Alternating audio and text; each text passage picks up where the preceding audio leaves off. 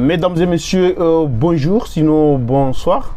Nous sommes à nouveau dans notre émission Le Camp Partage, une émission dédiée aux jeunes dont l'objectif de l'émission c'est d'inciter à la nouvelle génération d'avoir cet amour, d'avoir l'envie et oser vraiment entrer dans le monde de l'entrepreneuriat afin de créer quelque chose qui va être à la fois en leur faveur mais aussi au profit de notre pays, le Comores. Donc sans tarder, nous sommes à nouveau avec notre grand frère Ali Abdillah, Papa Iman.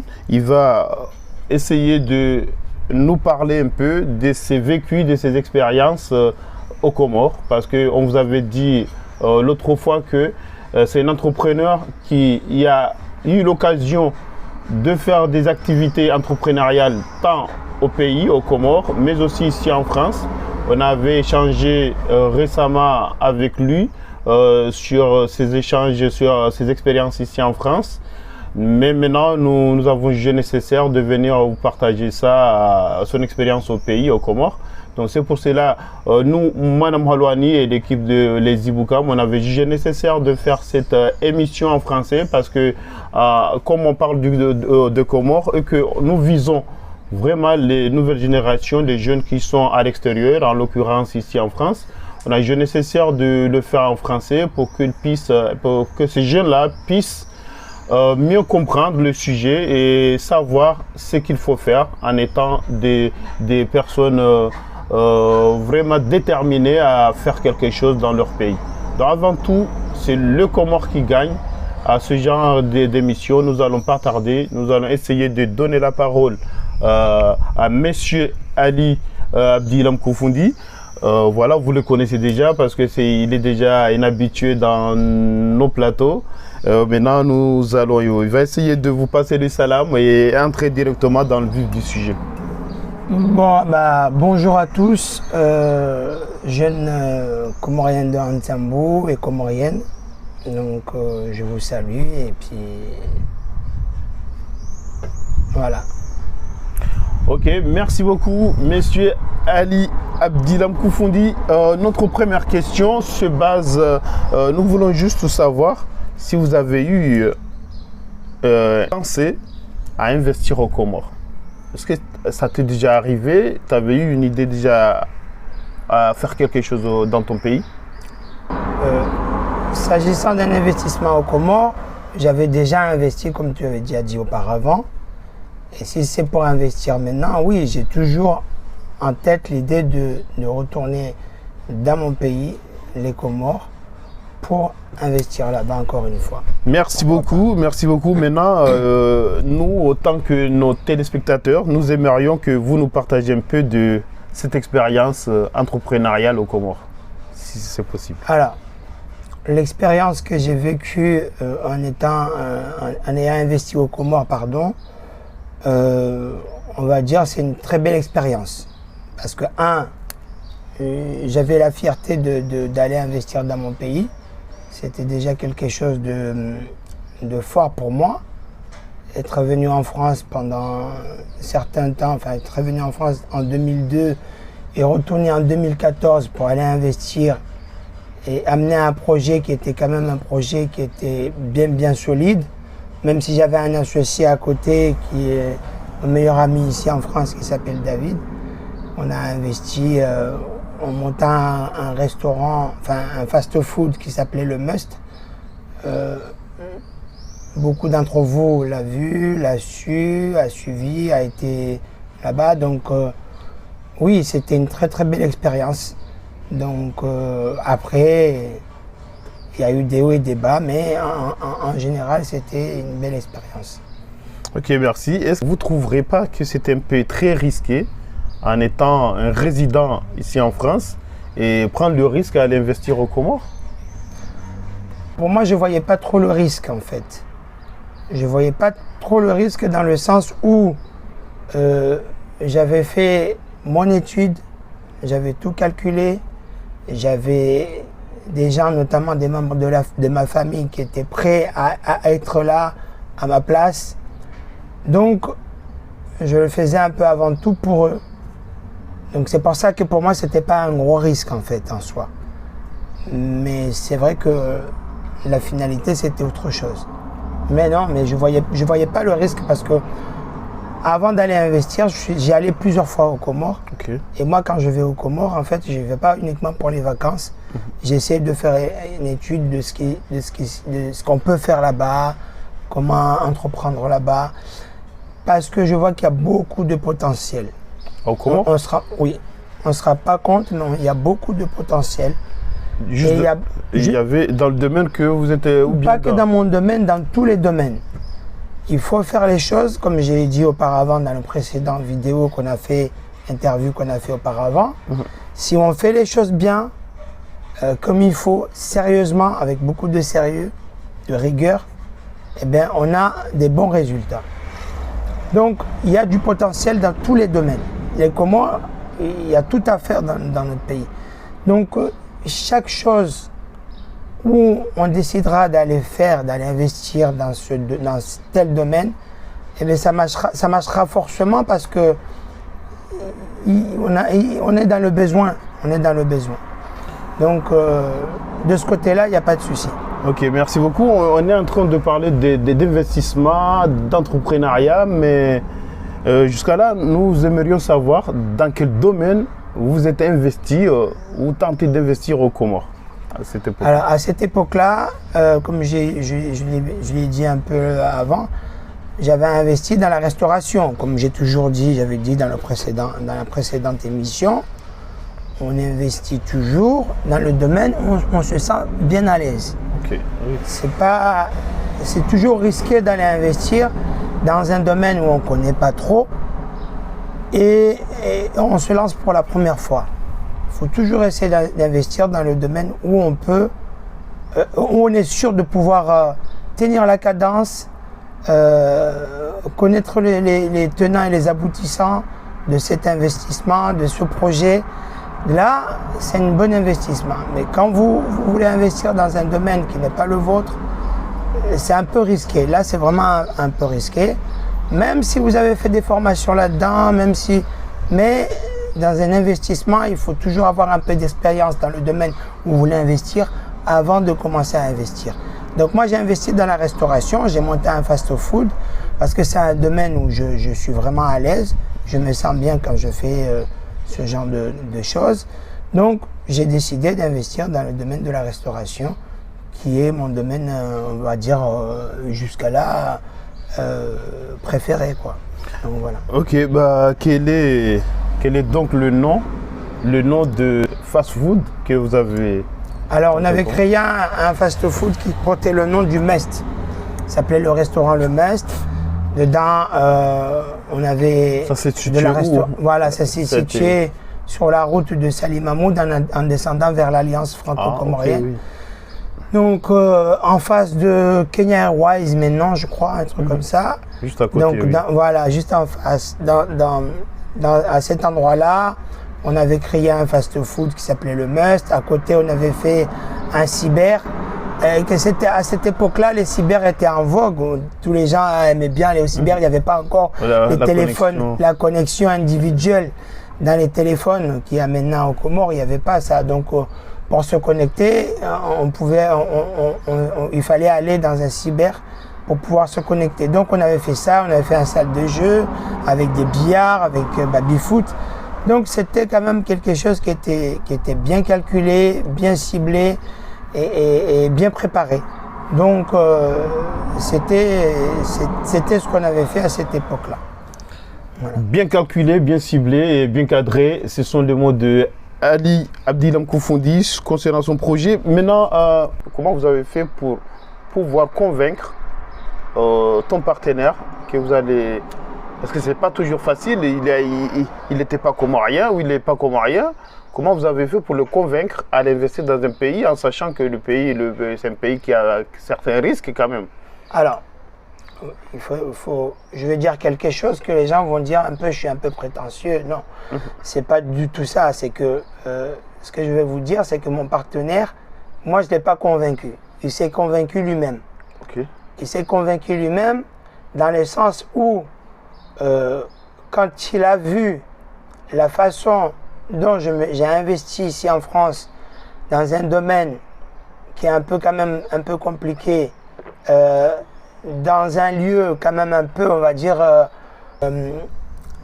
pas aisé, mais comment on peut expliquer ça? En fait, la Côte d'Azur, c'est un endroit un peu typique, connu pour... Et lui, en fait, l'exemple qu'il a pris, c'est de se dire que un gars comme moi, comorien, qui est arrivé en France et qui a réussi à investir dans un restaurant ici, qui arrive à avoir autant de clients, il s'est dit, il ne prend pas de risque. Dans sa tête, il ne prenait pas de risque. Donc, quand je lui ai montré le potentiel qu'il y avait dans le pays, je ne l'ai pas convaincu très longtemps. Ce n'est pas pour me jeter des fleurs ou quoi que ce soit. Mais quand il a vu ce que j'ai réussi à faire ici, eh bien, il était convaincu tout de suite, comme quoi, voilà, en allant investir dans mon pays, comme c'est mon pays, mon propre pays. Donc pour lui, il ne prenait pas de risque. Ouais, il s'est dit... Il était en assurance, quoi. Voilà, il était assuré de pouvoir rentabiliser par rapport à l'investissement qu'il allait faire. Ok, donc si on comprend très bien, donc, le projet de Comores, c'est un projet parallèle. Donc c'est-à-dire vous avez déjà votre projet, votre société ici.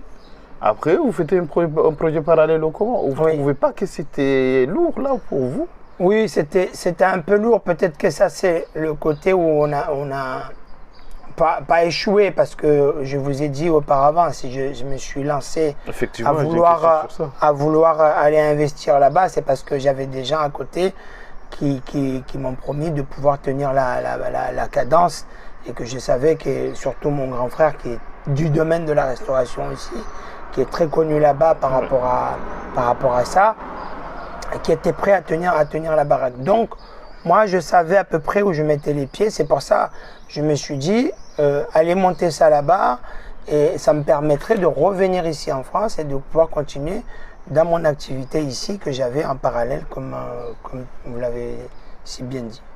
Ah ok, bah là maintenant là on est vraiment au jus par rapport à ce que vous avez réalisé. Comment est-ce qu'on a appris que ce projet-là maintenant malheureusement ça fonctionne pas, c'est mis à terre? Et pourquoi? Alors, les restaurants ont commencé à arrêter, mais il faut dire aussi, il ne s'est pas arrêté comme ça. On a décidé de vendre, on l'a vendu, on n'a pas fermé. Parce que fermer complètement parce que ça ne marchait pas, on aurait dit que c'était un échec, par exemple. Alors que là, pour vous dire que on a eu, on va dire, on n'a pas eu le résultat de tout ce qu'on a investi, mais on a au moins récupéré l'argent d'investissement du départ. Pourquoi on a réussi à faire ça? Parce qu'on a réussi à récupérer cet argent-là. Parce que quand on a investi, comme j'ai dit, je l'ai dit toujours, on a mis tous nos moyens, que ce soit financier, physique, on a fait du beau travail, on a fait quelque chose qui plaisait visuellement. Les gens, quand ils voyaient les moyens qu'on a mis dedans, eh bien, ça leur plaisait vachement, au point que un ami à moi, toujours le bras droit de Soprano, chanteur, qui a vu l'investissement qu'il y a eu, qui a su qu'on allait vendre, et que lui-même il aurait aimé investir, il a voulu investir dans le domaine parce qu'il avait un peu d'expérience là-dessus, et donc il nous a sollicité d'acheter notre fonds de commerce et continuer à travailler là-dedans. Donc nous, on ne l'a pas vraiment fermé, mais vu quelques difficultés qu'on a commencé, et ça c'est quelque chose qu'il faut vraiment faire attention dans un investissement. Quand on voit commence à avoir des difficultés qui s'enchaînent, il ne faut pas trop tarder, il faut essayer d'arriver à trouver une solution.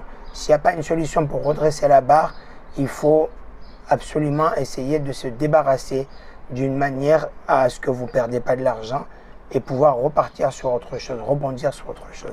Et nous, c'est ce qu'on a fait.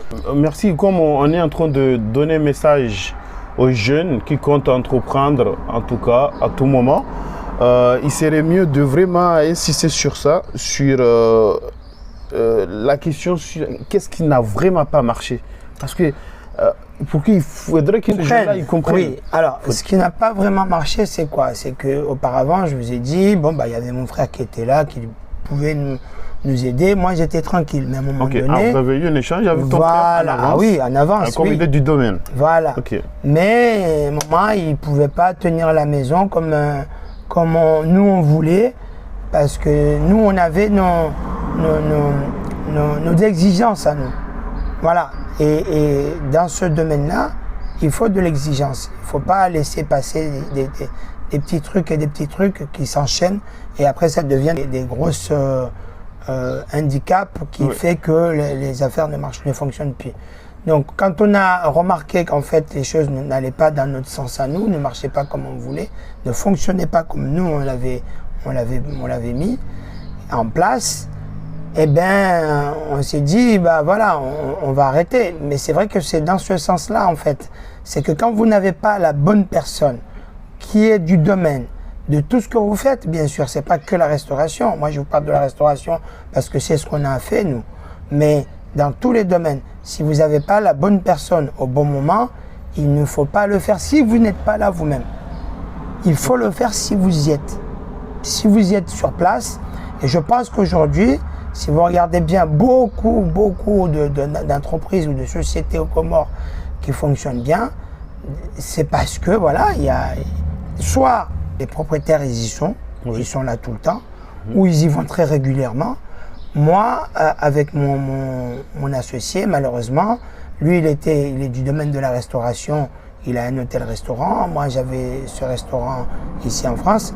Malheureusement, on ne pouvait pas lâcher le restaurant, nos affaires ici en France et aller là-bas parce qu'en France c'était quelque chose déjà qui était solidifié déjà, qui était là. Et on n'avait personne pour tenir la baraque ici et pouvoir se déplacer ou alors faire des roulements tous les deux et pouvoir de temps en temps y aller, vérifier ce qui va et ce qui va pas. Malgré qu'on ait mis des caméras, qu'on pouvait les contrôler à distance. Parce qu'on avait mis, quand je vous dis on a mis les moyens, on avait mis tous les moyens nécessaires. Ça veut dire qu'on était ici avec notre téléphone, on pouvait voir ce qui se passait en direct. Ça suffisait pas. Et ça suffisait pas.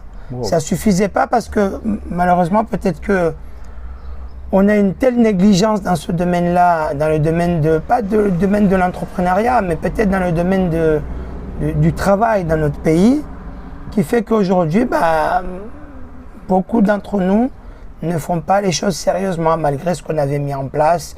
Par exemple, nous, on avait fait un système où, je l'avais déjà cité dans la vidéo d'avant, c'est qu'il faut séparer la famille et les affaires.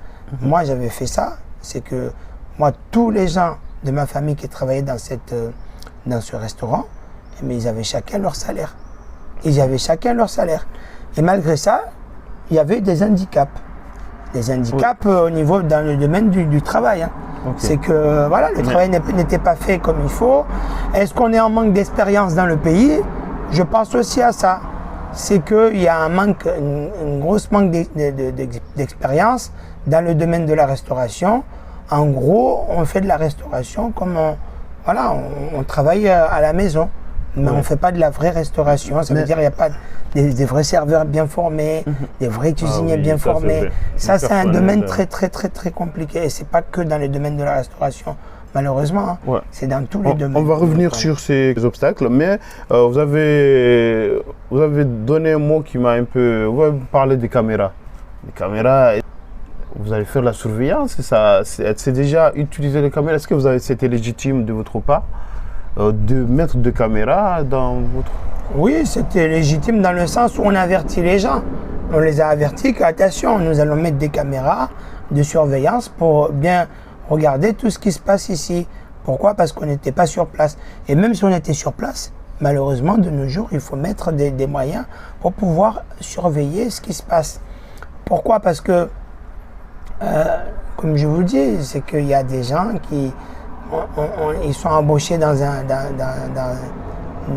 une entreprise et ils ne font pas attention de l'investissement qui a été mis là-dedans. Ils ne se donnent pas l'énergie, je ne dis pas tout le monde, mais il y a beaucoup, surtout dans notre pays, je suis désolé, mais en tant que Comorien, c'est un peu difficile de penser que les gens ils vont faire le travail comme il faut. Non, ils ne le font pas, malheureusement, ils ne le font pas comme il faut. Et c'est pour ça que d'ailleurs, il y a beaucoup d'entreprises ou des jeunes entrepreneurs comoriens qui sont issus de la diaspora, qui arrivent avec des moyens colossaux, qui veulent investir au pays, mais quand ils laissent la famille gérer, bah, malheureusement, ça ne marche pas. Parce qu'ils ne prennent pas en considération tous les moyens que ce jeune-là a mis en place. C'est malheureux. Ouais, là, je comprends, mais si on a à comprendre ce que vous venez de partager avec les jeunes qui comptent aller entreprendre au pays, il y a 2 mots à retenir. Si on compte aller investir au pays, ou en tout cas n'importe où qu'on compte investir, il faut soit être présent, soit avoir la bonne personne. C'est ça. Ah oui, il n'y a pas. En tout cas, moi, je parlerai des Comores. Okay. Moi, je ne connais pas en France. En France, ici, bon, on va peut-être revenir là-dessus, faire la différence, mais ici, si j'étais un peu tranquille, c'est que ici, les gens, ils sont obligés de travailler. Obligés de travailler. Pourquoi? Parce que ici, vous n'avez rien pour vous. Au Comores, on a tout pour nous. On a tout. Ça veut dire, en gros, c'est que on paye pas, la plupart ne payent pas de logement. Ah, okay, ils ne sont pas obligés de payer l'électricité. Ouais. Ils ne payent pas de l'eau.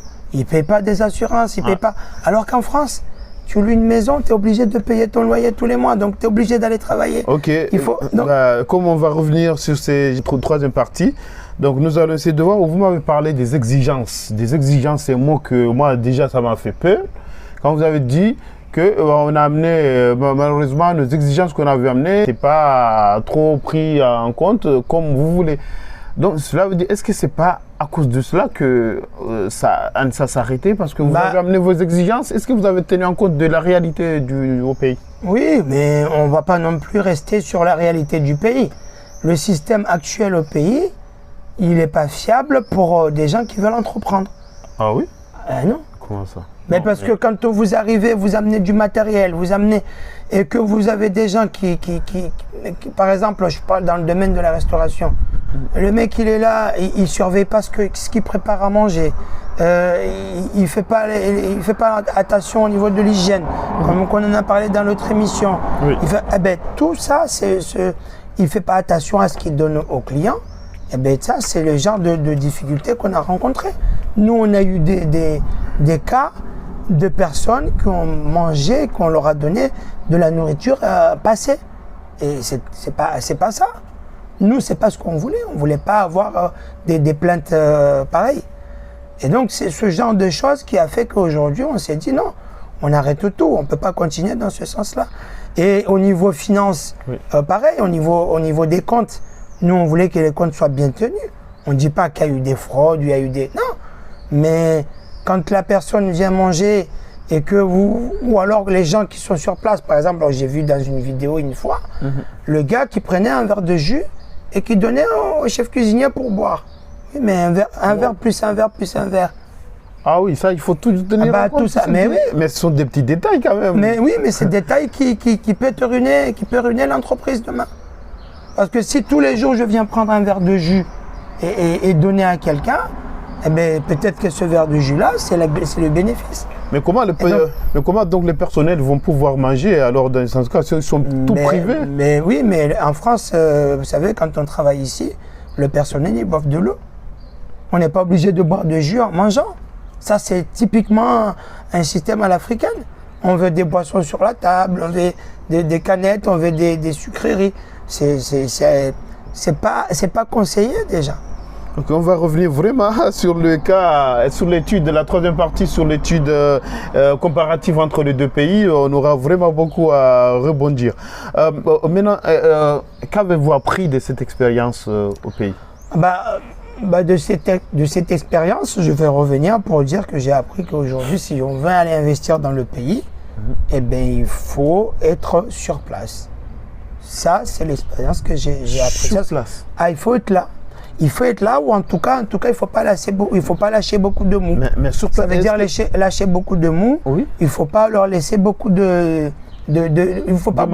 marge, le champ libre. Champ libre. Voilà, okay. Il faut être là. Mais quand vous disiez ce mot-là, vous ne faites pas peur aux jeunes qui sont ici, qui comptent aller... Non, il ne faut pas. Je fais pas peur. Et encore, je les incite, mais fortement, à aller investir parce que je vous ai dit, il y a du potentiel. Aux Comores, on investit. on peut rentabiliser beaucoup plus vite qu'ici. Et attention, parce que pourquoi on rentabilise vite aux Comores? C'est parce que l'État n'a pas mis en place tout le système qu'il y a ici en France. Malheureusement pour les Comores. Malheureusement pour les Comores. Ça, c'est vrai. Ça, parce que réalité. Si aujourd'hui la France s'appelle la France, c'est parce que ils ont mis en place beaucoup de systèmes qui fait qu'aujourd'hui ils prennent beaucoup de taxes. Et avec ces taxes-là qu'ils prennent à n'importe qui investit dans ce pays, eh bien, ils arrivent à refaire leur pays. Un pays ne peut pas se faire avec juste la douane et l'aéroport. Non, c'est pas possible. Il faut que les investisseurs payent les impôts, les charges qu'il faut sur place, et ces charges-là soient utilisées aussi en bonne et due forme aussi. Il ne faut pas que ça soit utilisé n'importe comment. Et à ce moment-là, vous verrez que notre pays, il y aura des hôpitaux, il y aura des routes, il y aura... Et donc non, je ne fais pas peur aux gens, et au contraire, profitez-en, c'est maintenant qu'il faut le faire, parce que on ne va pas rester comme ça toute notre vie. Peut-être qu'un jour, il y aura quelqu'un qui voudra mettre en place le système qui ferait qu'aujourd'hui, si un investisseur vient investir aux Comores, il faut qu'il paye ses charges, il faut qu'il paye ses droits, et qu'un Comorien qui travaille un jour du chômage, un système de chômage, un système de retraite, une vraie retraite. Et donc, si cela doit être mis en place un jour, eh bien, on n'aura pas le résultat, par exemple, d'un investisseur qui investit aux Comores actuellement par rapport à quelqu'un qui a investi en France. Merci beaucoup, monsieur Hadi Abdilam Koufondi, pour vos mots, parce que ça va permettre encore une fois aux jeunes de mieux ouvrir les yeux et savoir ce qui leur attend demain, surtout dans un pays comme le nôtre, les Comores. Maintenant, comptez-vous toujours investir aux Comores, au pays, dans ton pays, et pourquoi malgré... Maintenant, oui, j'ai envie encore d'investir parce que, comme je l'ai dit auparavant, maintenant j'ai vendu mon restaurant ici en France et je me prépare, fortement. Et malgré que je n'avais pas encore vendu mon restaurant, mais je suis retourné plusieurs fois depuis l'histoire du restaurant Le Mestre que j'ai vendu. Oui. Et ben, je suis retourné encore plusieurs fois avec des amis investisseurs pour essayer de voir, de leur montrer le potentiel qu'il y avait dans le pays. Encore? Et on a voulu réinvestir. Vous avez encore. Toujours de croyance que il y a du mais je vous dis, il y a du potentiel. Si je vous dis qu'il y a vraiment du potentiel à investir au pays, il y a du potentiel. Donc, essayez de nous en parler un peu de cette tentative de lancement de nouveaux... Alors, nous, on a voulu toujours investir dans le domaine de la restauration. Hôtellerie, restauration. Pas avec le même ami, mais avec un autre. Donc, comme je vous l'ai dit, c'est que oui, quand on a, malgré qu'on a vendu le restaurant aux Comores avec mon associé David, et que, on va dire, pour moi, c'était pas un échec, donc j'ai pensé à réinvestir avec une autre personne, mon meilleur ami Bruno, qui est quelqu'un qui a vraiment envie d'investir jusqu'à maintenant. Il a envie d'investir au pays. On est allé plusieurs fois. On avait entamé des négociations avec plusieurs personnes, plusieurs endroits, notamment à l'hôtel La Grillade. Malheureusement, ça ne s'est pas fait parce qu'il y a eu le Covid. Et là-bas, on avait fait une très bonne étude de marché. Ah oui. On avait fait une bonne étude de marché, on avait fait des plans, on avait fait tout ce qu'il faut pour rénover les lieux et pouvoir accueillir les gens dans un endroit agréable. Donc il y a eu aussi actuellement l'hôtel qui s'appelle l'hôtel Zara, Azara Hotel. On a voulu investir là-bas à l'époque, on avait entamé des négociations avec Madame Taki qui est la propriétaire des lieux.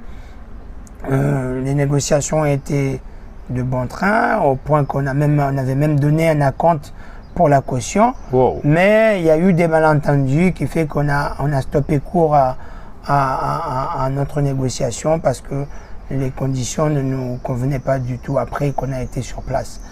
Donc pour vous dire que c'est dommage, oui, mais on a quand même voulu faire et on voudra faire plus tard.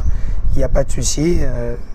On est toujours sur le point de vouloir investir encore aux Comores. On veut dire la potentialité qu'il y a dans notre pays. Donc c'est pour ça qu'on ne lâche pas l'affaire.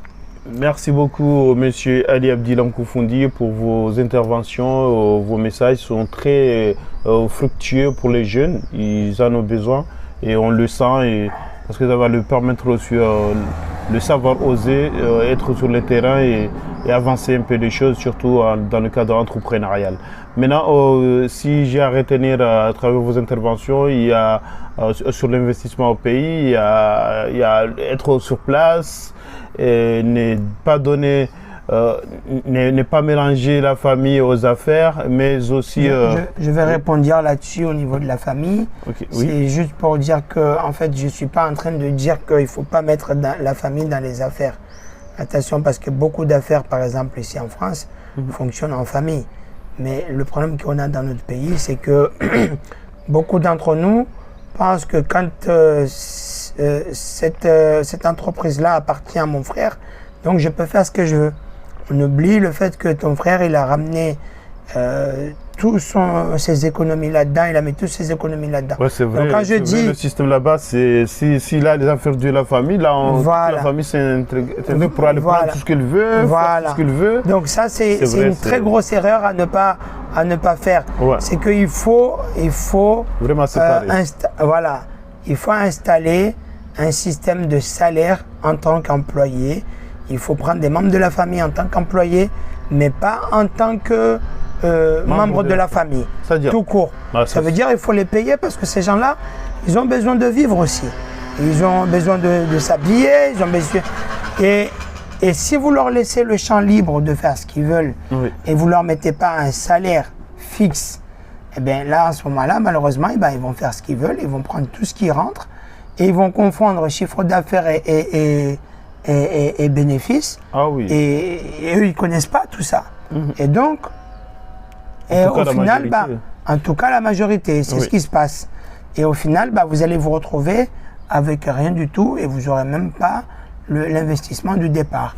Essayez d'expliquer vraiment les jeunes parce que si j'ai par exemple mon cousin ou mon frère qui est là-bas et c'est vous que vous vous occupez de lui, vous voulez encore, si j'ai fait quelque chose au pays, je vais encore le mettre un salaire là-dedans pendant que c'est moi qui l'occupe de lui. Oui, moi c'est ce que j'ai fait en tout cas quand j'ai fait le MEST. Le MEST, quand vous regardez, il y avait beaucoup de membres de la famille qui travaillaient là-dedans, mais ces gens-là, ils ne travaillaient pas gratuitement. Oui, donc... Et pourtant, c'est moi qui m'en occupais. Ils avaient besoin de quelque chose, je les aidais. Mais ça ne veut pas dire, parce que de toute façon, il faut dire quelque chose. Le salaire que vous allez payer à un membre de la famille au pays ne vaut pas grand-chose pour dire qu'aujourd'hui, je ne vais pas les aider autrement aussi. Mais à ce moment-là, il y aura un peu de résistance au niveau de la famille de vouloir faire n'importe quoi parce qu'ils savent qu'ils sont payés à la fin du mois. Donc ils vont faire en sorte de travailler comme s'ils travaillaient chez un autre patron et faire rentrer de l'argent et faire en sorte qu'à la fin du mois, ils sont payés. Mais si vous leur laissez, vous leur donnez rien à la fin du mois, mais parce que soi-disant vous allez les aider autrement, eh bien, un jour ou l'autre, je vous dis sincèrement, eh bien, ils vont prendre ce qui rentre et vouloir se faire quelque chose qu'ils avaient envie de faire. Parce qu'ils ont un manque. Ils ont un manque quand même. Et il faut qu'on le mette dans de bonnes conditions quand même. Il faut les mettre dans les bonnes conditions. Ça, c'est une réalité en tout cas. C'est une réalité. C'est pas des choses que je suis en train d'inventer. C'est une réalité. Dans tout ce que vous entreprenez là-bas au pays, il faut que quand vous mettez un membre de la famille là-dedans, il faut leur mettre un salaire et mettre des barrières entre votre entreprise et la famille. Et donner une exigence à ce que tout ce qui rentre dans les caisses soit versé dans le compte de l'entreprise. Ne dites pas, oui, la famille... Non, il faut qu'il y ait des virements permanents, tous les jours. Maintenant, nous aimerions juste savoir dans quel domaine vous projetterez investir au pays. Dans quel domaine? Alors, le prochain projet d'investissement qu'il y a aux Comores, qu'on a entre moi et mon ami Bruno, ça reste un peu entre nous. C'est pas quelque chose que nous allons partager là de suite. Mais vous le verrez dans les mois à venir.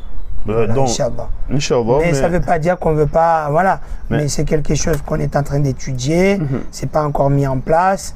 Donc on ne peut pas là aujourd'hui vous dire voilà, on va investir dans tel ou tel domaine. Ouais, c'est compréhensible, mais là aussi vous ne laissez pas une marge aux gens de comprendre que comme vous êtes une fan à la restauration, ils vont comprendre que voilà, c'est toujours justement parce qu'on a envie de changer. Moi, ça aurait été dans la restauration, j'aurais dit tout de suite, ça sera dans la restauration. Mais nous, on a envie de changer un peu. Donc, pour changer, comme je vous ai dit, il faut trouver quelque chose qui nous plaît. Il faut trouver quelque chose qu'on sera capable de faire. Nous, personnellement, avant d'embaucher des gens, parce que je vous ai toujours dit que dans un investissement, surtout dans notre pays, il ne faut pas y aller avec le costume, mes amis.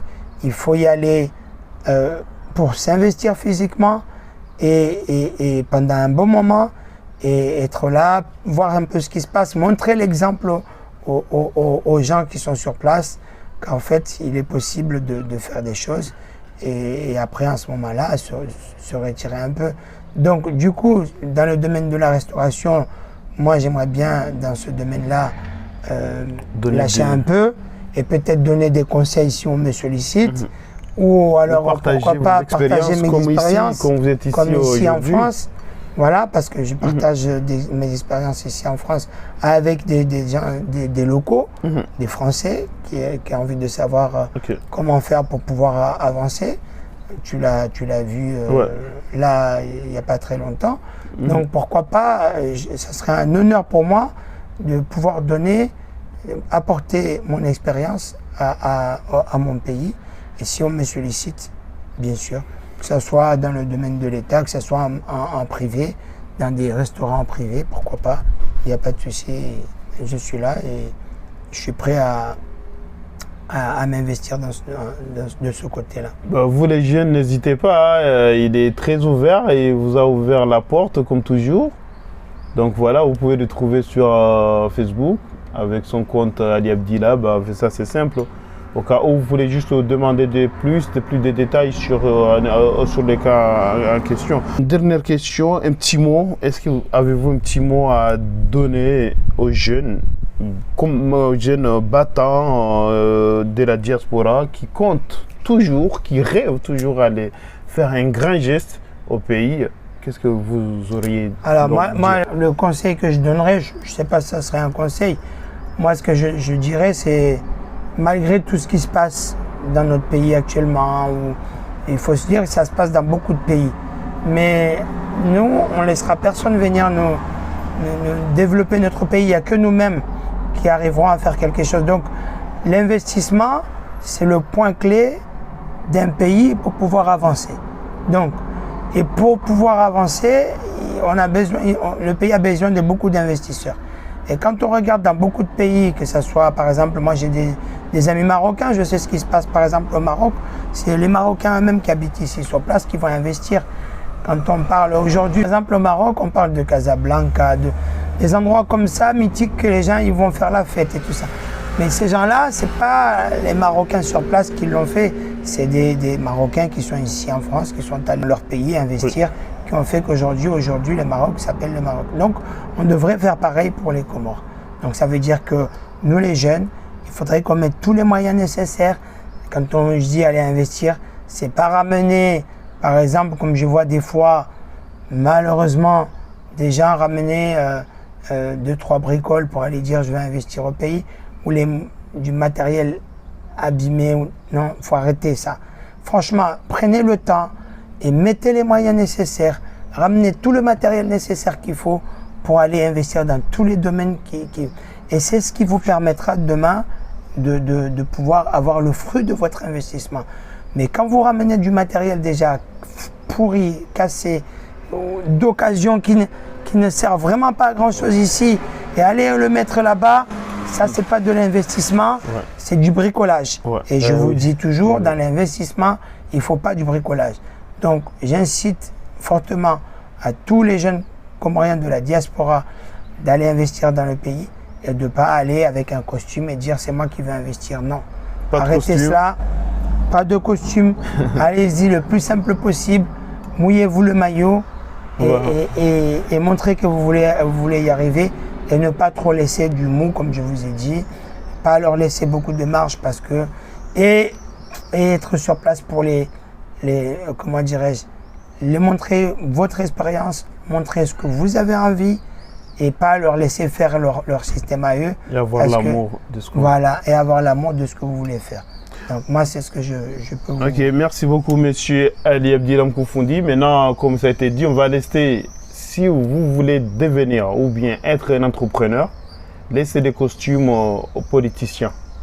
Donc l'entrepreneur, il ne met pas de costume, lui, il met ce qu'il faut mettre, mais il mouille, parce que tu as bien dit, il mouille le maillot. Donc du coup, tu ne peux pas mouiller, ça n'a jamais dit mouiller le costume. Donc voilà, maintenant, pour rappel, nous sommes avec monsieur Ali Abdilam Koufondi, un entrepreneur tant d'autres comoriens et qui a comme mission inciter vous les jeunes de la diaspora, là où vous êtes, d'avoir un amour, une vision, une projection, aller faire des gestes, investir au pays. Maintenant, comme on est dans la troisième partie sur l'étude comparative entre l'entrepreneuriat ou la vision entrepreneuriale de Comores et celle de la France, nous allons nous poser la première question. Selon vous, monsieur Ali, selon vos expériences entre la France et le Comores, quel est le pays le plus facile à entreprendre? Alors, moi je dirais que le pays le plus facile à entreprendre, malheureusement on va dire que c'est ici. Pour l'instant. C'est ici, malgré les charges qu'on paye et tout. Oui, mais il y a beaucoup de charges, mais il y a beaucoup de sérieux. Ah, ok. Oui. Parce qu'un investisseur qui veut investir dans un pays, il va regarder beaucoup de choses. La stabilité, il y a beaucoup de choses qui rentrent en compte. Donc, si on veut comparer les deux endroits, eh bien, on va dire que c'est la France. Parce que vous, en un seul clic, là, maintenant, vous allez sur Internet, vous créez une entreprise. Ah oui, je n'ai pas besoin d'aller sur place. Non, vous ne rentrez pas dans un bureau, vous rentrez nulle part. Vous y allez, oui, il faut faire appel à des comment dirais-je, à des avocats, si vous voulez monter une grosse société. Donc, il faut créer un bilan, il faut créer... Il y a plein de choses à mettre en place. Mais si vous voulez juste créer une petite entreprise, là, une entrepreneuriat par exemple, 3 jours, en 5 minutes, vous l'avez créé sur Internet. Sur Internet. Vous le créez, vous mettez votre nom, vos prénoms, vous faites tout. Mais c'est tout à fait normal parce que ce sont des pays beaucoup plus avancés. Ouais. C'est un pays très avancé dans beaucoup de domaines. Donc, on peut pas... Il y a beaucoup de gens des fois qui disent oui, mais on ne peut pas comparer la France et les Comores. On peut toujours comparer on peut comparer. Pourquoi? Parce que ces choses-là qui ont été mises en place, pas par des robots, ça a été mis en place par des êtres humains. Et les mêmes êtres humains qui ont mis en place ce système-là ici, on a les mêmes en Comores qui peuvent mettre en place ce système. Les Comores, ils ont fait les mêmes études. Voilà. Voilà. Ils ont fait des études ici en France aussi. Mais qu'est-ce qui... Et donc... Mais qu'est-ce qui... je dirais que c'est un peu de négligence. C'est de la négligence un peu au niveau des autorités. Ça, ce côté-là, on peut dire que ça. Effectivement. Parce qu'on va rebondir sur ça, mais maintenant, vous nous avez répondu sur cette question. Et quel est donc le pays le plus rentable en matière d'investissement? Alors, si on regarde aussi au niveau rentabilité, les gens ils vont dire oui, en France peut-être c'est plus rentable. Non, c'est pas plus rentable en France qu'au Comores. Au niveau investissement, attention, si on parle de l'investissement soi, ça veut dire aller investir de l'argent et gagner beaucoup d'argent. Je pense qu'au Comores c'est beaucoup plus facile de nos jours de gagner beaucoup plus d'argent qu'ici en France. Pourquoi? Je m'explique là-dessus. Retenez bien. Voilà. En France, on crée notre entreprise ou notre société. Ici, quand vous créez une société, au début, déjà vous allez payer beaucoup, il y a beaucoup de charges à payer. Beaucoup trop qu'on le pense. Tous les jours, quand vous vous réveillez le matin, il faut se dire que vous avez dans la boîte aux lettres un courrier qui va arriver pour vous dire il y a ça à payer, il y a ça à payer. Vous prenez, petit exemple, vous prenez un salarié, vous lui payez 1 000 euros. Eh bien, il faut calculer qu'il faut à peu près dans les 800 ou 900 euros en plus de ce que vous payez à ce salarié-là en France pour payer. Au comment vous prenez quelqu'un, vous lui payez 100 euros et vous payez 0 charge. Même si on dit oui, il y a des charges à payer, mais ce n'est pas comparatif à la France. C'est très très minime par rapport à la France. Ouais. Donc, moi, je vous donne un exemple d'employé, mais vous, personnellement, vous travaillez dans une entreprise, vous avez créé votre entreprise ici en France. Comme moi, j'ai créé une entreprise, j'ai mis 14 ans à travailler, j'ai mis 14 ans là-dedans de ma vie, et j'ai investi beaucoup d'argent.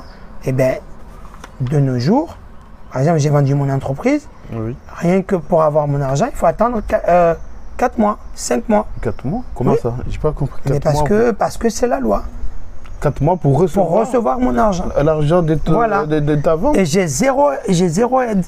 Aujourd'hui, je suis obligé d'aller travailler pour pouvoir un jour me dire que je vais gagner ce qu'on appelle du chômage. Voilà, parce que soi-disant j'étais patron. Et pourtant, pendant toutes les années où j'ai travaillé, j'ai toujours payé des impôts, j'ai toujours payé des charges. Si je gagne par exemple à la fin de l'année, on va faire le bilan, j'ai 30 000 euros de bénéfices, eh bien l'État va me prendre 45% du bénéfice. Donc, alors qu'au Comores, par exemple, ils ont mis en place un système d'exonération de charges, d'impôts pendant 7 ans.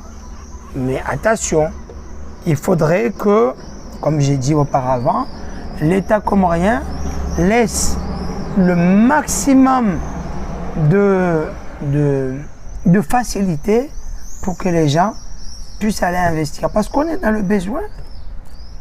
En France, ils font ça, ils font un système comme ça, ça veut dire ils te chargent, ils te prennent de l'argent, parce qu'eux, ils sont là, ils ont déjà fait le système, ça a fonctionné depuis des années, ils sont déjà en place et ils veulent que le système perdure. Alors que comment on n'a rien. Ouais, en fait, si on reste toujours sur ce cadre, citez-nous pour chacun de 2 pays 3 obstacles pour entreprendre. Pour chacun de 2 pays. Alors, en France, on va dire que la première des choses, c'est les charges. Les charges. Il y a trop de charges. Ils te ponctionnent, il y a beaucoup plus que ce qu'ils devraient faire, en fait. Je ne dis pas qu'il ne faut pas prendre, il faut pas faire payer des charges. Si, on est obligé de payer un peu, mais c'est beaucoup trop. Comme je t'ai dit tout à l'heure, c'est que quand vous travaillez pour vous, vous payez tellement que vous vous en rendez pas compte, en fait. Okay, et il y a ça. En fait, tout est lié sur les charges, en fait. Les impôts, vous payez beaucoup plus d'impôts. Les charges, c'est un détail pour les impôts. En fait, il n'y a pas un autre problème, obstacle que les charges? Administrativement, il n'y en a pas? Non. Les paperasses? Oui, il y a beaucoup de paperasses, mais les paperasses sont un peu simplifiées par rapport à d'autres endroits. Parce que, comme je vous dis, par exemple, vous cherchez un papier, vous allez sur Internet, vous pouvez trouver les papiers. Mais ils ont fait un système de roulement aussi. C'est que aujourd'hui, vous avez créé votre entreprise. Mais pour créer votre entreprise, vous avez besoin d'un comptable. Donc, les comptables, ils travaillent. Donc, vous êtes obligé d'aller prendre un comptable pour tenir les comptes. À la fin, avoir un bilan. Donc, vous faites travailler ce comptable-là. Vous êtes obligé de faire des courses pour pouvoir... Donc, ils ont fait un système qui fait que... Ils ont décentralisé le problème, ça se centralise sur les charges. Voilà. Mais bien qu'ils ont pu aller décentraliser un peu partout. Les responsabilités. Et là, tu es un peu apaisé. Voilà. Donc, ce qui fait qu'on ne ressent pas trop les difficultés. La souffrance physique ou mentale ou financière qu'il y a. Parce que c'est surtout ça, en fait. Okay. Et par rapport aux Comores, les Comores, en fait, obstacles aux Comores. Les obstacles qu'il y a, premier obstacle, c'est de pouvoir déjà ramener du matériel pour aller investir dans le pays. On vous dit que, par exemple, on facilite le dédouanement du matériel. Mais quand vous allez là-bas, sur place, sur le terrain. C'est pas ça. Ah oui, ils ont dit, mais la loi, c'est vrai, la loi nous parle d'exonération pour les investisseurs. Oui, c'est ce qu'ils disent. Mais la réalité n'est pas la même. Ok. Parce que pour avoir une exonération, par exemple, douanière, ou alors une exonération de charges, mais il y a un dossier comme ça à monter. C'est pas juste un article qui stipule après, voilà. Non. C'est pas vous ramener votre matériel. Ils voient que vous avez créé l'entreprise. Ils voient et que ça suffit pas. Mais il faut faire une étude de faisabilité, une étude de marché. En France, quand ils vous disent il y a une exonération de telle ou telle chose, mais ils vous donnent les conditions. Vous embauchez telle ou telle personne. Nombre de personnes embauchées, nombre d'exonérations. Ils vous mettent ça en place. Et donc, vous allez voir votre comptable. Je vais embaucher Ibrahim, je vais embaucher Mohamed, je vais embaucher tel. Et une fois qu'il vous envoie tous les documents dans les lieux qu'il faut, dans l'administration qu'il faut, eh bien, vous avez votre exonération comme il faut. Sans souci. Sans souci. Mais là-bas, on peut juste avoir tout ça, mais il faut des réunions de tel ou tel organisme. Il faut que les membres de la douane, il faut que la MPI soit là, il faut que si... Mais vous perdez un temps fou. Donc il y a un peu de l'hypocrisie quand même administrative qui se joue là. Voilà. C'est-à-dire ça c'est la lenteur alors. Est-ce que c'est la lenteur ou bien... Mais c'est pas une lenteur. C'est pas une question de lenteur. Ça ne devrait pas exister tous ces trucs-là. C'est que je dis pas qu'il faut pas contrôler les investisseurs qui viennent dans le pays, c'est normal. Mais il y a d'autres systèmes à faire que de faire une étude de faisabilité. Oui, pour montrer qu'en fait ta société, elle va perdurer. Mais tu fais l'étude de faisabilité. Mais que demain, une fois que tu te mets en place et que la réalité fait que ta société, parce que tu t'es loupé sur un truc, elle n'a pas fonctionné. Qu'est-ce que tu vas faire là-dessus? Donc je me dis, en fait, tout ça, c'est du n'importe quoi. Il faudrait faciliter l'entrepreneuriat dans le sens où, oui, quand une société vient investir dans le pays, surtout pour les jeunes entrepreneurs comoriens qui veulent investir au pays, il faut leur laisser une facilité telle qu'ils n'ont pas à avoir beaucoup de paperasse et faire un système où rien que pour s'enregistrer, encore ça, c'est un peu plus facile qu'avant. Parce que tu vas à la MPI, tu ramènes les documents qu'il faut, ils t'enregistrent au niveau du tribunal de commerce. Je ne sais même pas si on peut dire ça, c'est un tribunal de commerce. Mais en tout cas, c'est au tribunal. Oui, mais c'est le même tribunal que... Oui, mais non, c'est pas le chambre de commerce. C'est au tribunal. Il y a le tribunal de commerce. Au tribunal pénal que tu vas t'enregistrer. Peut-être qu'il y a un côté commerce et un côté pénal. Mais en tout cas, moi, je suis allé au tribunal de commerce pour pouvoir... À cette époque-là, parce que ça peut changer. À cette époque-là, je ne sais pas actuellement comment ça peut changer. Est-ce qu'on peut s'enregistrer aux chambres de commerce? En tout cas, moi, je vois les choses comme ça. Que n'importe quel investisseur qui va s'investir dans un pays, pour moi, il devrait s'enregistrer au registre du commerce. Et donc, c'est au tribunal du commerce. Ok. Voilà. Donc, les obstacles, si tu as cité 3 obstacles au pays, tu diras quoi et quoi et quoi? Les obstacles, c'est l'obstacle administratif. Il y a des obstacles là-dessus. Il y a dans le domaine de douanière. Ça, c'est un obstacle.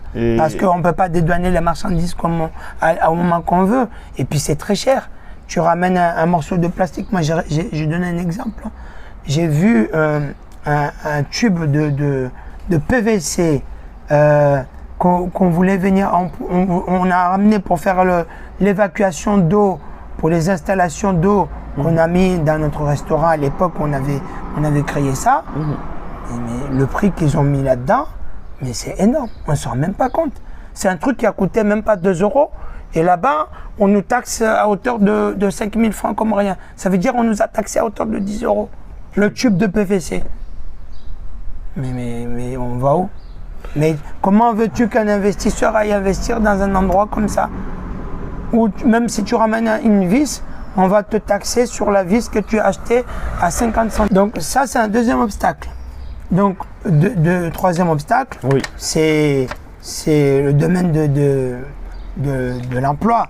Trouver des employés à la hauteur de ce que tu veux faire, c'est très compliqué. Je parle dans le domaine déjà de la restauration. Oui. Aujourd'hui, un restaurateur comorien ou un vrai restaurateur au pays est obligé d'aller à Madagascar pour aller chercher des malgaches. Et ça, c'est partout dans le domaine, hein, malheureusement. Eh oui. Ouais, ils sont obligés de faire venir des malgaches pour les faire travailler. Parce que le domaine vestimentaire aussi, il y a ça. Donc c'est compliqué. Alors, est-ce que c'est un manque d'investissement des Comoriens, des jeunes même Comoriens, ils ne veulent pas s'investir ou travailler dans ces domaines-là? Est-ce que c'est des manques d'expérience? Donc, il faut peut-être mettre en place un système d'apprentissage qui ferait que les jeunes sur place aient une bonne expérience dans les domaines sur lesquels ils veulent travailler. Ouais, ça, malheureusement. Et donc, il y a ces obstacles-là. Ces 3 obstacles-là. Je peux rajouter aussi un obstacle problème de mentalité. Donc, on a une mentalité qui nous freine, qui fait en sorte que toujours, à la fois, mentalité administrative, vraiment un système que ça n'a jamais été ni dans n'importe quel pays. Non. Et mais aussi, il y a aussi les personnes même, la société civile même, on le prépare du moins au ralenti ou bien un peu paresseux, mais on a confiance. Oui, parce que on sent que oui. Oui, on les a, enfin oui, peut-être qu'on les a un peu préparés, enfin, à aller au ralenti. En tout cas, c'est ce qui revient souvent. Par rapport à des expériences que j'ai eues, moi j'ai des amis européens qui sont arrivés là-bas et qui m'ont dit que là-bas, les gens ne veulent pas travailler. Oui. Et donc c'est pour ça, moi j'ai aussi des amis européens qui ont des entreprises aux Comores et qui m'ont dit qu'ils sont obligés d'aller à Madagascar pour aller trouver des main-d'œuvre. Comment voulez-vous que le pays avance? Il ne peut pas avancer. On devrait inciter à toute personne qui vient investir dans le pays à embaucher que des Comoriens. Mais on devrait, mais en même temps, on devrait. C'est l'État. C'est l'État. Okay. Parce qu'aujourd'hui, j'ai entendu parler des aides, beaucoup d'aides pour des investisseurs, des gens qui ont investi aux Comores. On leur donne beaucoup d'aides pour l'émergence 2030. Oui, c'est très bien. Ça, c'est très bien. Il faut aider les entreprises à pouvoir avancer et faire en sorte d'embaucher des gens. Mais la première des choses, je pense, c'est que l'État mette en place un système de formation professionnelle pour les jeunes locaux, pas des Malgaches, pas des Tanzaniens, pas des gens qui viennent. Est-ce que ça, c'est pas du... Non, c'est pas de la discrimination. C'est pas ça. Oui. C'est qu'il faut prioriser les nationaux parce que le problème, c'est qu'aujourd'hui, il y a tellement de chômage des locaux dans notre pays qui fait qu'on ne peut pas aller prendre des gens de l'extérieur. Quand on prend des étrangers pour travailler dans leur pays, leur propre pays, c'est qu'il manque de main-d'œuvre. Aujourd'hui, il ne manque pas de main-d'œuvre. Il ne manque pas de main-d'œuvre. Ce n'est pas qu'il manque de main-d'œuvre. C'est qu'il y a de négligence au niveau de l'État qui ne forme pas les jeunes, que ce soit dans le domaine de la restauration, de l'agriculture, du bâtiment. On ne forme pas là-dessus. Et il faut une formation professionnelle. C'est la base pour faire avancer un pays. Il faut qu'il y ait ça d'abord dans le pays. S'il n'y a pas ça, émergence 2030, 2040, 2020, ça ne marchera pas. Parce qu'on ira chercher des gens, on va se contenter de ce qu'on a, on va faire travailler des Malgaches, qui ont de la main-d'œuvre qu'on demande dans le pays. C'est dommage. Et donc, nous, les locaux, on va rester sur le poids mort. Et donc, le pays n'avance pas. Oui, donc, en rebondissant un peu, en matière entrepreneuriale, la réalité sur le terrain est-elle le même entre les deux pays? Techniquement, pour répondre ça terre à terre. Non, c'est pas comparatif. On ne peut pas comparer, c'est pas possible. Parce qu'ici, il y a du sérieux. Et puis, il y a aussi le fait qu'ici, comme je te dis, ici, les gens sont obligés de travailler pour vivre. Aux Comores, il y a tellement de l'assistanat que les gens, travailler ou pas, et pourtant, quand tu entends parler les gens, ils vont dire, oui, bien sûr, il y en a, ils vont me blâmer là-dessus, dire ouais arrête, c'est du n'importe quoi ce que tu dis. Non, c'est la réalité. C'est-à-dire là tu veux pas qu'on change. C'est pas que tu incites à changer de système que. Moi, je pense qu'il faut changer le système. Il y a trop d'assistanat en fait dans notre pays. Trop d'assistanat, des gens issus de la diaspora qui aident beaucoup les jeunes qui sont là-bas sur place. Et aussi, il y a aussi le pays ne met pas en place, comme je t'ai dit toujours, un système de formation professionnelle dans tous les domaines. Parce que le problème, c'est qu'on n'a pas de main-d'œuvre dans tous les domaines. On est en manque de main-d'œuvre dans tous les domaines. C'est pas que dans la restauration, mais dans tous les domaines, on est en manque de main-d'œuvre aux Comores. Donc il faut que le pays mette en place un système de formation professionnelle dans tous les domaines. Bien sûr, on ne peut pas le faire dans tous les domaines d'un coup, mais domaine par domaine. On commence par la restauration, l'hôtellerie, donc, et on verra qu'en ce moment-là, toute personne qui voudra monter une entreprise ou une société dans le pays, elle trouvera de la main-d'œuvre facile. Et aussi, ils voudront venir investir parce qu'ils se diront, je ne suis pas obligé d'aller à Madagascar pour trouver, ou alors de prendre les Malgaches qui sont sur place pour les faire travailler. Oui. Mais je trouverai des grands Comoriens qui connaissent mieux le pays, qui connaissent mieux les lieux pour travailler avec moi, avec beaucoup de sérieux. Et donc, je pense que, je reviendrai toujours sur ce coup-là, on ne peut pas comparer la France dans ce domaine-là, en tout cas, et les Comores, parce que la France a mis en place un système qui fait qu'aujourd'hui, eh ben, quand vous cherchez de la main-d'œuvre en France, vous le trouvez facilement. Que ce soit des étrangers ou des locaux. Et privilégie aussi les locaux. Quand je dis les locaux, c'est les Français eux-mêmes, il ne faut pas croire. Ils le font, ça. Tu vois, il y a eu une période où ils privilégiaient ça. Donc, il faudrait que nous-mêmes, aussi, les autorités comoriennes comprennent qu'on a besoin de la main-d'œuvre comorienne pour que le pays avance dans le sens où on veut y aller. Et pour avoir cette main-d'œuvre-là, on ne peut pas faire travailler des Malgaches. Je ne dis pas qu'il faut les éliminer complètement. Non, parce qu'on nous a donné cette chance-là ici aussi de pouvoir travailler dans des pays qui ne sont pas les nôtres. Mais il faut d'abord privilégier les locaux. Il faut que ce soit des jeunes issus des nationalités comoriennes, qu'on leur forme dans les domaines où il y en a vraiment besoin, qu'ils puissent demain, l'étranger ou l'investisseur qui arrivera dans le pays, puisse trouver des locaux pour pouvoir les faire travailler et qui permettrait à ce que le pays aille dans le bon sens, ça veut dire diminuer le chômage. Donc en résumé, qu'est-ce que vous allez résumer sur cette partie qui pourra pour faciliter l'entrepreneuriat ou bien l'investissement pour les jeunes qui sont ici, mais aussi essayer d'éviter ou bien rehausser ou sans en sortir sur le cadre de chômage qui frappe le pays. Vous allez dire quoi moi, ce que je peux dire, c'est ce que je redis là tout à l'heure. C'est que l'État doit prendre les responsabilités. Aujourd'hui, il ne faut pas dire, il ne faut pas blâmer telle ou telle personne. Ça n'a pas commencé d'aujourd'hui. C'est un système qui est là depuis des années. Maintenant, il y a des gens qui veulent refaire le pays. On atteint une émergence 2030. C'est très bien. Mais dans l'émergence 2030, il faut mettre en place les moyens. Écoutez bien. Et les moyens, ce n'est pas faire travailler les gens dans le gouvernement ou à la douane uniquement. Il faut mettre des moyens professionnels dans les branches qui sont en manque de main-d'œuvre locaux et arrêter d'aller embaucher des Malgaches ou des Tanzaniens qui viennent. Parce que Madagascar, c'est un pays qui est en émergence. Aussi pareil. Tanzanie, c'est pareil. Et donc, ils ne vont pas venir prendre des Comoriens pour aller travailler chez eux parce qu'on n'a pas la main-d'œuvre qu'ils ont besoin. Il faut former. Il faut former. C'est la base dans un pays, le développement d'un pays, c'est la formation professionnelle. Le développement d'un pays, ça se base sur la formation professionnelle.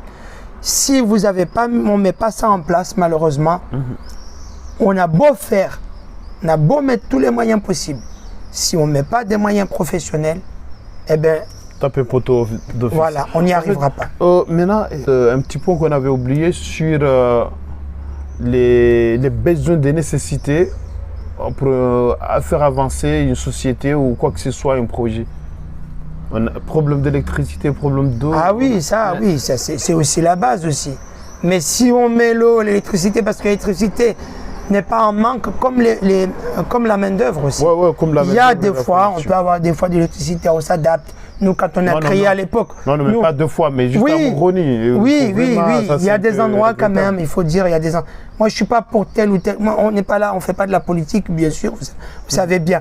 Nous, on essaie de voir qu'est-ce qui pourrait faire fonctionner notre beau pays ou notre village. Donc, je pense que c'est la base de notre émission. Oui. Mais on n'est pas là pour parler politique, de dire qui c'est que... Mais c'est aussi comprendre que pour les jeunes qui veulent juste aller investir, qui sait qu'il y a un problème, d'électricité. Oui, il y a des problèmes dans ce domaine. C'est vrai que quand un investisseur va dans un pays qui n'a pas d'eau, qui n'a pas d'électricité, mais il ne voudra pas rester, il voudra pas. On a beau faire tous les contrats du monde, on a beau leur donner tous les moyens possibles de dire on vous offre ça, on ne va pas vous taxer ça, mais ils s'en foutent. Mais il n'y a pas d'eau, il n'y a pas d'électricité. Ah, ce sont des bases. Bah oui. Il n'y a pas d'eau, il n'y a pas d'électricité. Moi, quand je me lève le matin, j'allais travailler le matin dans mon restaurant. Je savais que j'avais de l'eau et de l'électricité tous les jours.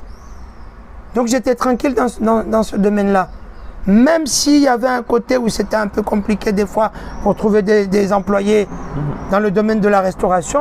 Tu sais bien qu'ici en France maintenant, dans le domaine de la restauration, c'est très difficile de trouver des employés. Ouais, c'est un domaine en tension. Voilà, parce que les gens, ils ont déserté ce métier-là par rapport à d'autres choses qui ont été mises en place auparavant, par rapport au salaire qu'il y avait auparavant. Et donc aujourd'hui, il y a une pénurie de main-d'œuvre au niveau de la restauration en France. Donc aux Comores, il y a un problème au niveau de l'investissement aussi, parce qu'il y a un manque d'eau et d'électricité. Donc, ici, à retenir, et quels sont les mots à retenir pour faciliter l'investissement ou aux jeunes ou à tout investisseur à l'investir? Ça, c'est des mots que les gens, l'État connaissent déjà. Je ne veux pas non plus faire oui, c'est que maintenant, il faut mettre les moyens. C'est tout. C'est pas. Je suis sûr qu'ils savent que sans électricité, sans eau, sans la formation professionnelle, dans tous les domaines que ce soit, malheureusement, un investisseur ne voudra pas venir investir dans le pays. C'est pas possible. Ce n'est pas possible. Donc, moi, je les encourage à continuer sur la lancée dont ils sont lancés. Ils veulent faire en sorte que le pays avance dans le bon sens. Eh bien, il faut continuer sur cette lancée-là. Mettre en place un système de formation professionnelle, c'est très important. Que ça soit envoyer des gens à l'extérieur pour aller se former et venir former les autres après, ou créer des écoles de formation sur place, professionnelles. Il n'y a pas que les études générales qui fait avancer un pays. Il y a des gens, par exemple, qui ont des échecs scolaires. Eh bien, ici en France, ils ont mis un système en place quand, à partir de la 3e, on t'oriente sur une formation professionnelle. C'est pas que tu n'as pas fait des études. Hein. Oui. Il n'est pas dit qu'il faut absolument avoir uniquement le bac général. Non. Tu peux avoir un bac pro et c'est encore mieux. Et ça peut te permettre de vivre dignement, de créer ton entreprise, de faire... En fait, le problème, c'est que tout ce que tu dis, ça c'est vraiment vrai, mais on aura beau venir à dire ça, mais tu peux juste vraiment attendre des gens, des responsables qui sont au pays, ils vont dire, mais tout ça, ils sont ici. On a une école telle, c'est comme s'ils font de la semblance. En fait, ils vont dire qu'il y en a, or que tu ne vois pas les résultats. Pour moi, je dis sincèrement, il n'y a pas de vraies écoles professionnelles. Dans le domaine de la restauration, par exemple, montrez-moi une école une école professionnelle de la restauration en Comores. Il n'y a pas. Non, mais ça, l'État doit mettre ça en place.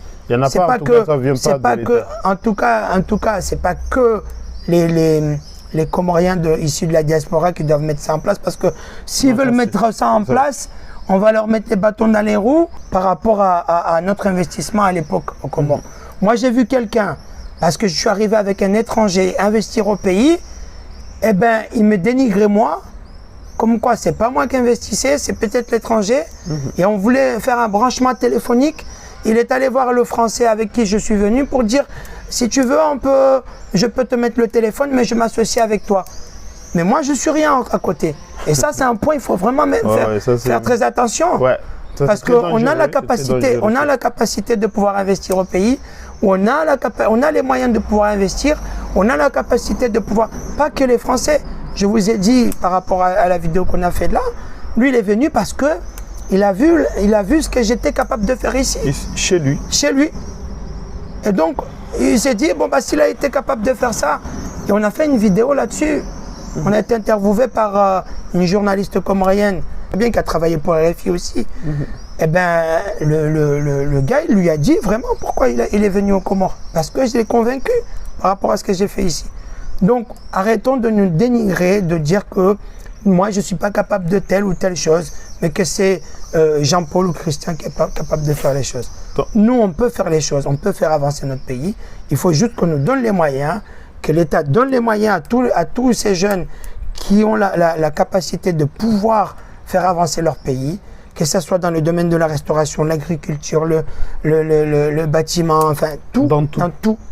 Et pouvoir leur donner les moyens. Maintenant, vous pourrez essayer de me mettre, parce qu'il est déjà temps, mettre fin à notre émission. Au-delà de cela, quel est, selon vous, l'impact des médias, les médias communautaires, dans le développement de leur communauté ou du pays en général? Pas les médias politiques là, les médias communautaires. Bah, les médias communautaires, il faut qu'ils, enfin, ils ont un rôle et un grand rôle par rapport à leur village, c'est ça que tu veux dire? Oui, parce qu'ils sont là pour informer nous les autres qui ne sont pas sur place de ce qui se passe au pays, de ce qui se passe au village, surtout au village, parce que ce qui se passe au pays, comme tu dis, il y a des médias politiques qui sont là, qui informent tout ce qui se passe au niveau de la politique. Mais nous, qui ne sommes pas trop dans la politique, nous, ça nous fait plaisir quand on voit des médias communautaires. Est-ce que tu penses que ils ont un impact, ces médias-là, pour le développement? Pour le développement, oui, ils ont un impact, oui, dans le sens, oui, comme tu dis, aujourd'hui, ils peuvent trouver des jeunes issus de la diaspora pour donner leur avis, comme tu l'as fait là, pour essayer de sensibiliser les gens et d'aider le pays à aller de l'avant. Donc oui, dans ce sens-là, ils ont un impact. Ouais.